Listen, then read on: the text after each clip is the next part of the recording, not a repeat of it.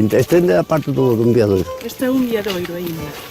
Vale. Agora, aí tamén o Buqueiro do Escalón, que era onde antes iba a reso, que había moita neve, e viñan os de Bouz as carreras e baixaban a pria abaixo. E agora aí acabou, Valdelobos. Chama, bota abaixo!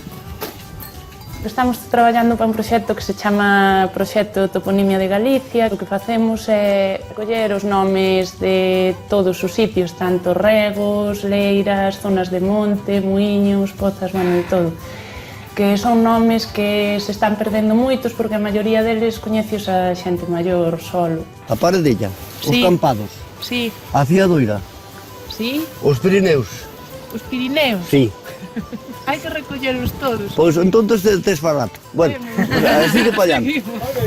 Nombres diferentes, pero todos os sitios ten nombres. Vais aprendendo os nombres de uns para outros e sabes toda a xente. Corvo de Liños, Abad Comendi, o Coto Cabala tamén. Iba polos sitios e a miña nai iba me dicindo.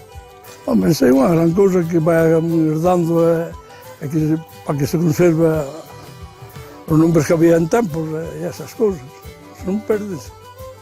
Despois a portuguesa, os castillos da portuguesa. E logo había unha portuguesa por aquí. Porque cando viñan co contrabando, entonces llegaran a coller ali os guardias, entonces... Ai, sí.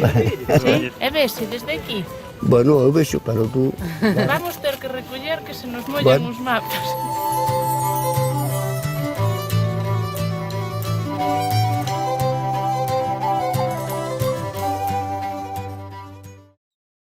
Se vostede tivese na parede da casa un escudo ou un arco románico, seguro que o coidaba e que falaba del con fachenda. Pois eu dígolle que o nome da casa, o nome das leiras que hai arredor, o nome dos camiños, das fontes, das carballeiras, dos penedos que hai no monte ou na beira do mar, conteñen información moi valiosa, moi antiga, en moitos casos máis antiga que un arco románico.